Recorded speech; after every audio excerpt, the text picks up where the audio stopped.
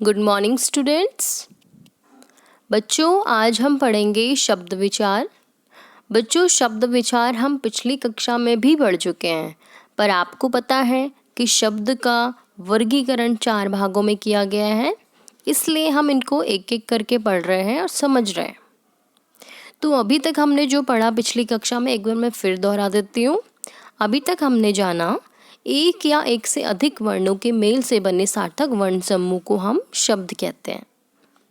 और शब्दों का वर्गीकरण विभिन्न आधारों पर किया गया है, उत्पत्ति के आधार पर, रचना के आधार पर, अर्थ के आधार पर और प्रयोग के आधार पर। अभी तक हम उत्पत्ति के आधार पर पढ़ चुके हैं, जिसमें आपका था तत्सम, तद्भव, देशज, विदेशज और संकर शब्द। रचना के आधार पर आज हम पढ़ेंगे। चलिए आगे बढ़ते हैं। व्युत्पत्ति या फिर रचना की दृष्टि से शब्द के 3 भेद हैं: रूढ़ शब्द, यौगिक शब्द और योग रूढ़ शब्द। रूढ़ शब्द बच्चों ध्यान से देखिए, रूढ़ शब्द वो होते हैं जो हमेशा किसी विशेष अर्थ की ओर इशारा करते हैं, यानी वो शब्द जिसका केवल एक ही मतलब निकले। यानी अगर हम उस शब्द के टुकड़े कर दें या कह लीजिए उसको 2 पार्ट्स में डिवाइड कर दें तो उसका कोई अर्थ नहीं रह जाता। ठीक है, उदाहरण के लिए देखिए यहाँ पे ज प्लस ल, जल। अगर मैंने जल को 2 टुकड़ों में बांट दिया, ज प्लस ल, ज का भी कोई मतलब नहीं है, ल का भी मतलब कुछ नहीं निकलता, इसलिए ये आपका शब्द रूढ़ शब्द है। आपको ये चीज़ हमेशा याद रखनी है, वो शब्द जिनके टुकड़े करने पर उनका कोई अर्थ ना निकले उसे कहते हैं हम रूढ़ शब्द। और उदाहरण देख लीजिए, दिन, द छोटी ई की मात्रा न, दिन।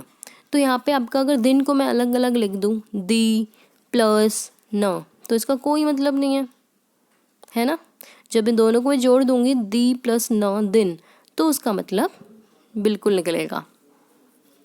दूसरा है आपका यौगिक शब्द। योग, आपने योग मतलब सुना होगा, योग मतलब प्लस, जोड़ना। तो इसका मतलब भी यही है, यौगिक शब्द मतलब कि योग से बनने वाला या फिर जोड़ से बनने वाला। अगर आपके रूढ़ शब्द 2 रूढ़ शब्दों को हम आपस में मिला दें तो आपका यौगिक शब्द बन जाता है। जैसे दूध प्लस वाला, दूध प्लस वाला, तो मिलके क्या बन गया आपका दूध वाला, है ना। अगर आपका कोई शब्द है डाकघर, तो अगर हम उसको अलग अलग लिखें तो उसका मतलब निकलता है डाक प्लस घर। डाक का मतलब भी कुछ होता है, घर का मतलब भी कुछ होता है, यानी दोनों शब्दों के अर्थ निकलते हैं जब उनको अलग किया जाता है। और यदि दोनों को एक साथ लिखेंगे डाकघर, तो भी उसका मतलब निकलता है। इसका मतलब यौगिक शब्द वो शब्द होते हैं जिनके टुकड़े करने पर भी उनका अर्थ निकले, उसे कहते हैं यौगिक शब्द। अंतिम है आपका योग रूढ़ शब्द।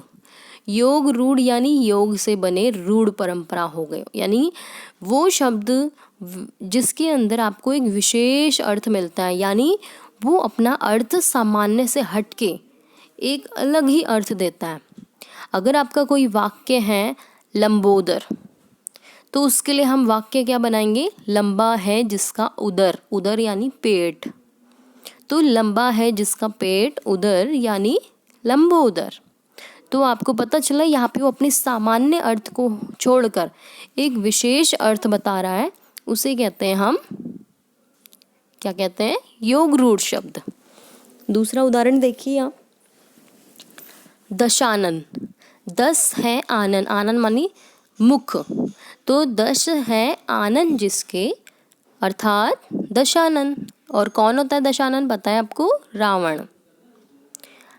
तो बच्चों आशा है कि आपको तीनों भेद समझ आए होंगे, तीनों पार्ट्स आपको समझ आए होंगे। फिर से एक बार दोहरा देती हूँ। पहला आपका था रूढ़ शब्द, जिसकी टुकड़े करने पे उनका कोई अर्थ नहीं निकलता। दूसरा था आपका यौगिक शब्द। यौगिक शब्द में आपके एक शब्द के 2 टुकड़े करने पे दोनों का अलग अलग अर्थ निकलता है। और ये जो योग रूढ़ शब्द है, उसमें एक जो शब्द है उसका एक सामान्य अर्थ को छोड़कर एक विशेष अर्थ निकलता है। अब लंबोदर पता है आपको गणेश जी को कहते हैं, दशानन आपको पता है रावण जी को कहते हैं, पीला है अंबर जिसका यानी पीताम्बर। ठीक है, तो चलिए एक बार देख लेते हैं आपको ये पार्ट कितना समझ आया है। सही वाक्य पर सही तथा गलत पर गलत का निशान लगाओ। रचना की दृष्टि से शब्द के दो भेद हैं। वो कौन से भेद है आपके, पता है आपको? अभी तो हमने 3 पढ़ा था, पर रूढ़ शब्द, यौगिक शब्द और योग रूढ़, यानी ये बात आपकी गलत है।